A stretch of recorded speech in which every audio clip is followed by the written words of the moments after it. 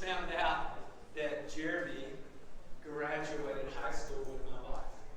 Did not know that. That was, what was that, 10 years ago? Yeah, exactly. Would you pass these out or give us, got a hand up for y'all to follow along? Joe did it before. Was everybody in here for Joe's talk?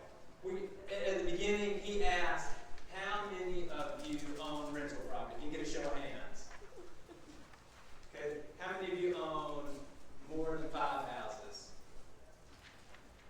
How about more than 10 houses? More than 20 houses? Why aren't you teaching? Come on up. Is there anybody here who wants to own rental property? Okay. Is there anybody who has not raised their hand? Why are you here? No. Everybody raise their hand. You either own property or you want to own property, which is great. I think that's a really good thing. Today we're going to talk about property management. So whether you self-manage or whether you use a third-party manager, you have to manage your property.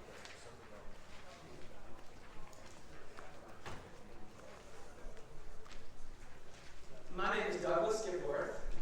I'm with CrestCore Realty. I came to MIG in 2007. And that was when I joined. MIG started, when did y'all start? 2001? 2001. So I came in 2007. Sitting in the seat, early bird seminar on 0 properties.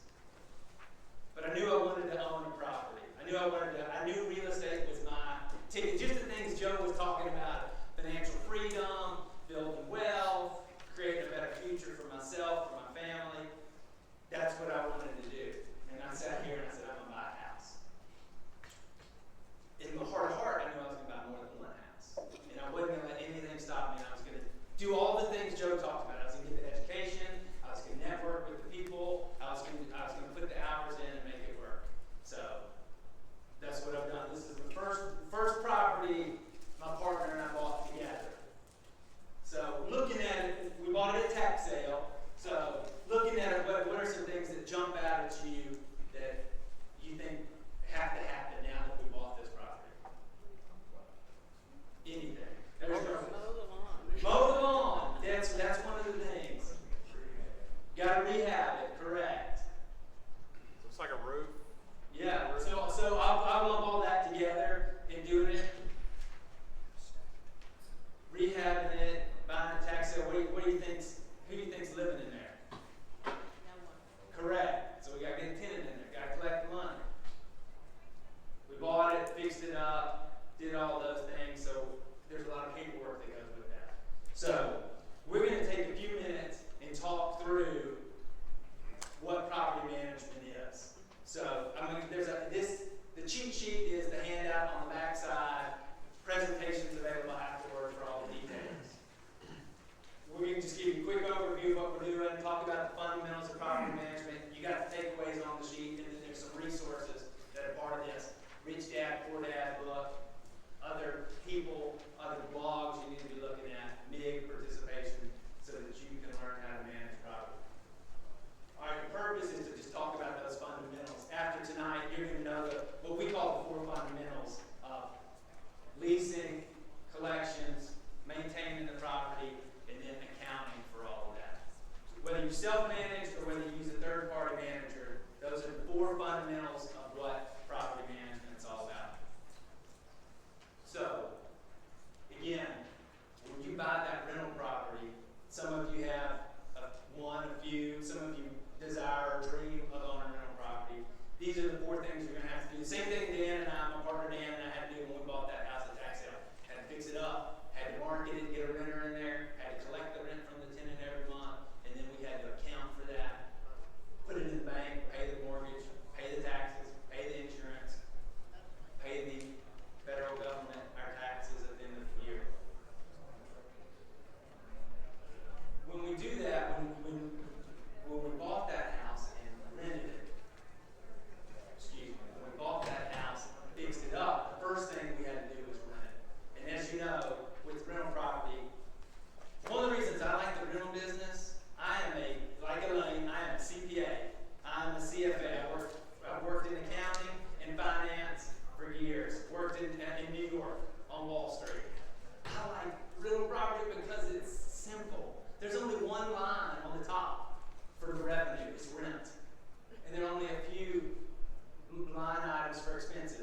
principal and interest if you borrow, taxes, insurance, maintenance, and management. It's a simple business, and I've done all that, and I got it simple. So I like real estate because of that, and obviously you guys see that as well.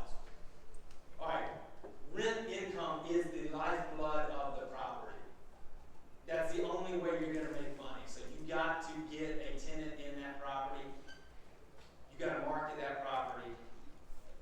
You got to screen the tenant. Joe said there's some tenant application, credit check, verification type of stuff on its resources on the MIG website. So you got to do something to do it. Here are the things we think. We're not looking to think about marketing the property out there. Set the appropriate rent rate. Marketing the property. You're going to put it online. You're going to use a yard sign, or you're going to have flyers, or you're going to put it in the MLS. Or you're going to have a leasing agent do that. You got to show the property to the prospective tenant. You got to receive the application from the prospect. Then you got to select the different, hopefully you got a lot. Hopefully you've done the first few things well, and you get a lot of applicants. But then you got to sort through who you want.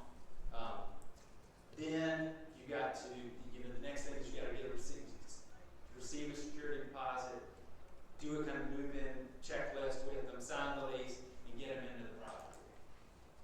Okay, that's a leasing process. And this all available. We can send it to you after the presentation for all the notes. You need.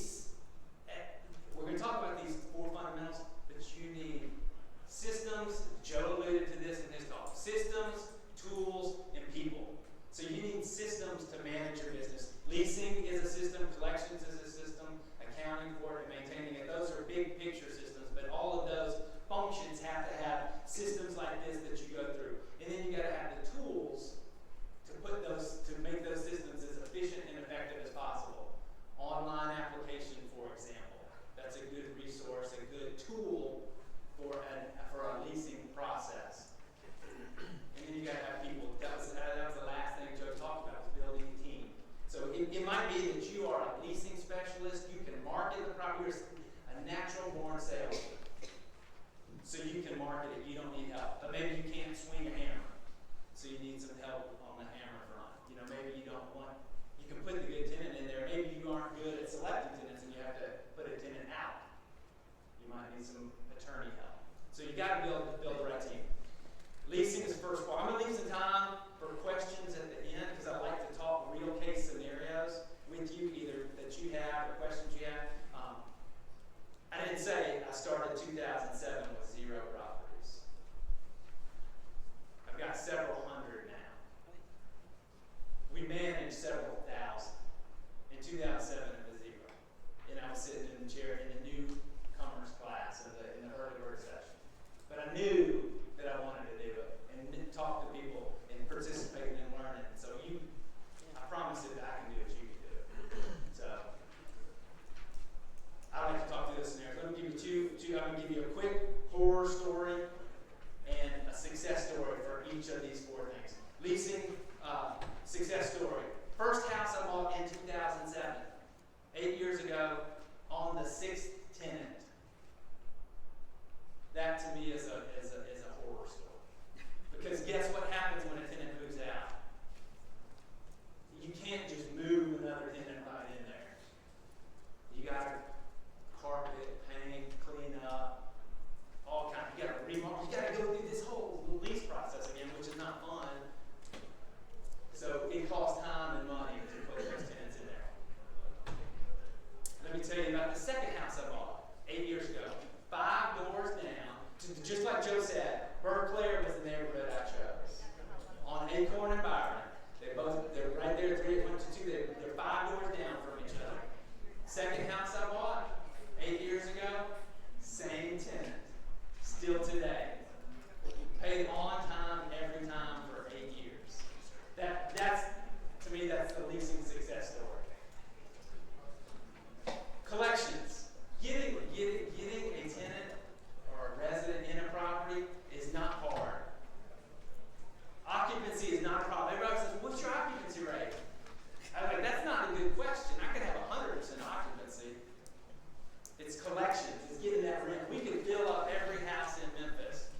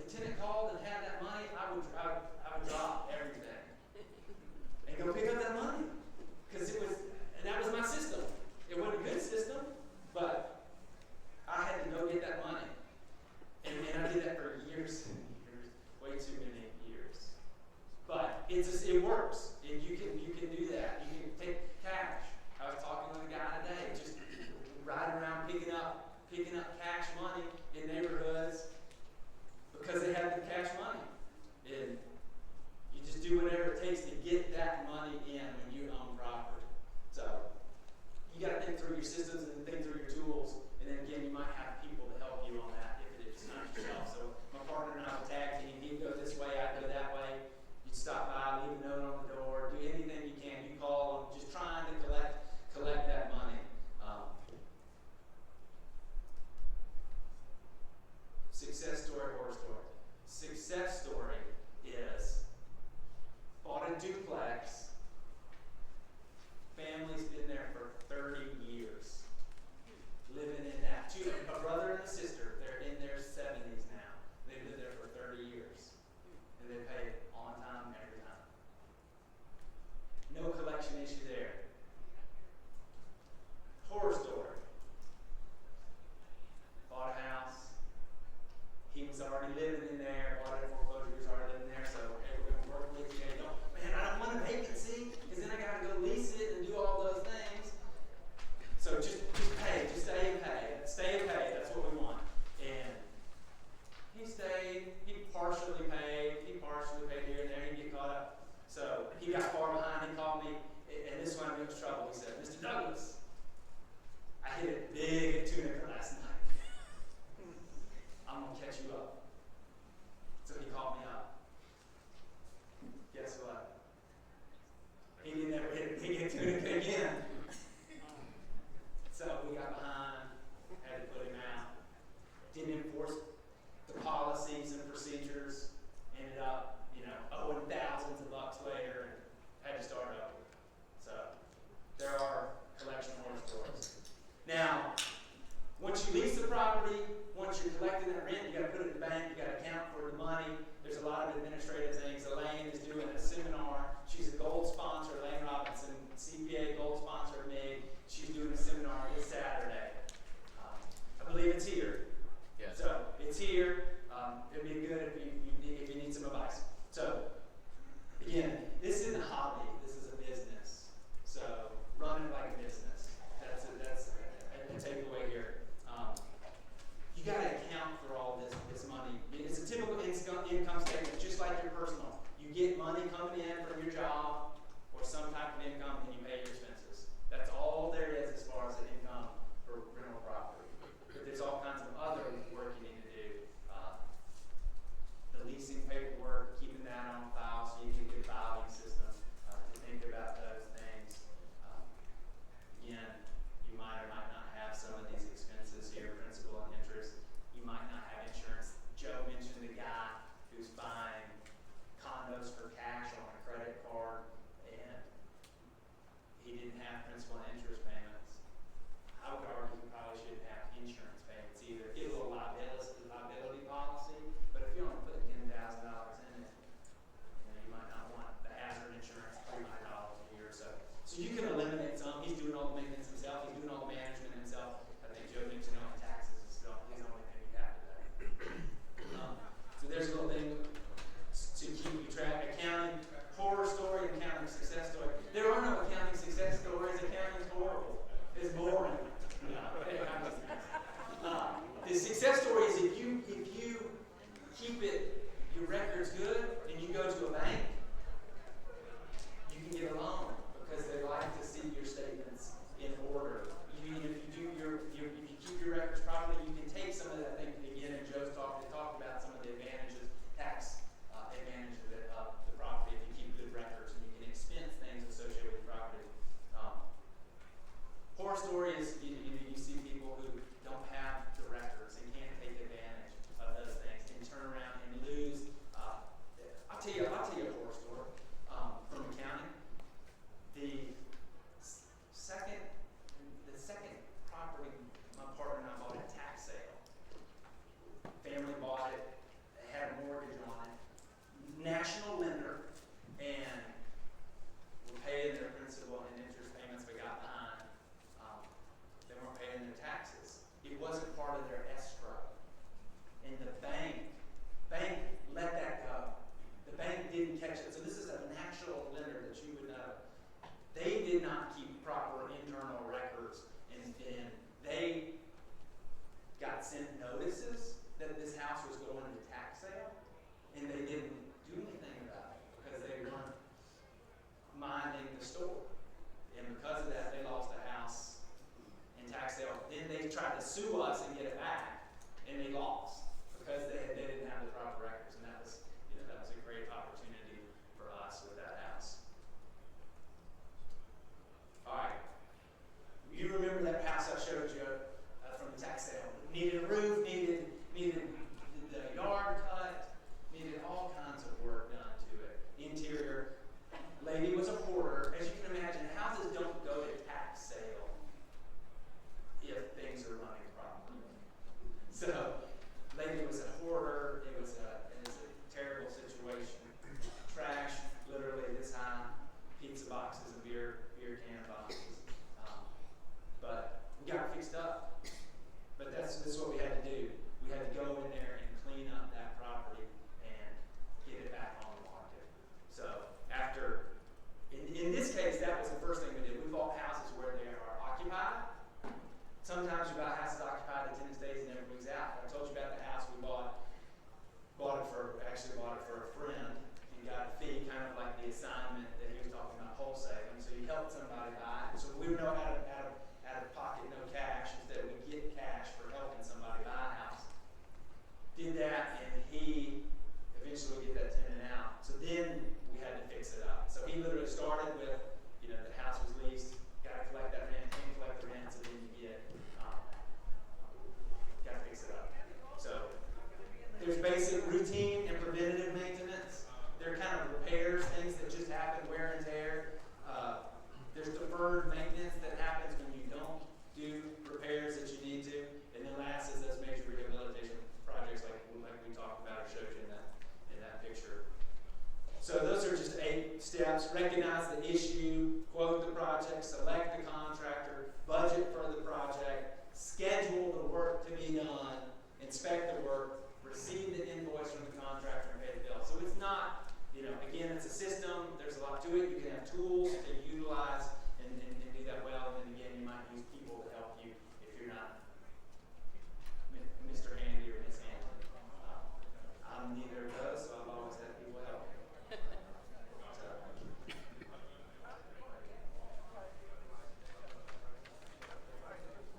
To me, that's the basics of property management. Leasing the property, collecting the rent for the property, maintaining that property, and then doing the accounting. So you really got to ask yourself when you have a property, are you going to manage it yourself, or are you going to have someone else manage it for you? So either of those situations, management costs money. You're either paying for it with your time, or you're paying for it with your dollars. Time is money. So, but sometimes some people have more time, some people have more cash. So you got to select which is the route for you. I know people in here who self-manage. I know people in here who have their properties managed. There's not a right or wrong answer from a big picture perspective. There's only a right or wrong answer for you. So you got to kind of decide which is best. Let me go back to that maintenance story and tell you, or the maintenance and tell you a success story on that and a horror story on that, and then I'll come back to this about self-management. But success story from the maintenance side is bought a house. The lady said, "Hey," after paying a year, she was in there when we bought it. She said, this house still has the original carpet and original cabinets, and I'd like those to be replaced." And we said, "Gosh, well, when did you move in?" And she said, "Well, when they built it in the 70s." And we said, "Okay, maybe you do deserve something." So, "Well, when do you plan on moving out?" And she said, "When I die." I said, "We would be happy. When would you like us to come out and put the carpet in and replace those cabinets?" So that's the success story. She's making that. Horror story, there are unfortunately too many horror stories of meth houses. We've had meth houses, fires, evictions gone bad with tenants leaving, trash. There are horror stories, but with every horror story, there are success stories. I didn't want to just come up here and scare you with the horror stories. There are success stories, and you can be successful.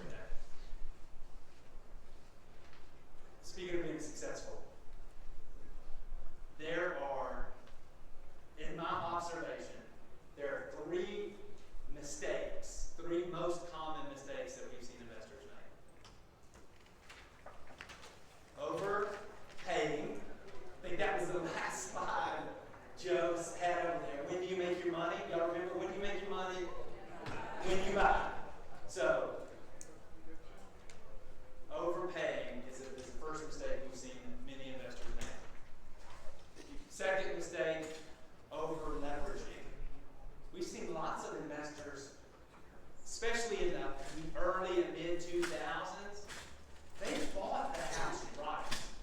I mean, they paid a good price, but they borrowed more than they paid, or they borrowed more than the house was worth. And then they got upside down and gave it back to the bank, and it didn't end well. And then the third, so you see people overpay, you see people over leverage. Unfortunately, sometimes you see people overpay and over leverage. But the third, and one that's most applicable to us here tonight, is just mismanaging the house. You know, they just don't manage it properly. Whether they're self-managing or whether they're using a third party to partner with. And I use that word partner intentionally. So if they mismanage it, self-management, the kind of things we see. I self-managed for a while, for years. I was too lenient on the tenants because I'm a tender-hearted guy. That's my wife. And you want to help people. You get in real estate to help people, and this is a service business. That's why y'all are here. You network with people. Again, so you can make mistakes there. You can over repair houses for the neighborhood between tenants. You can borrow at the wrong rate. There are lots of other things that you can mismanage it there when you're doing it yourself. Or just neglect, or you just get overwhelmed. You buy too many, you get overwhelmed. We saw several people buy too many. They were trying to work their job, and they had 10, 20, 30, 50 houses on the side, and just got overwhelmed. And just had to quit.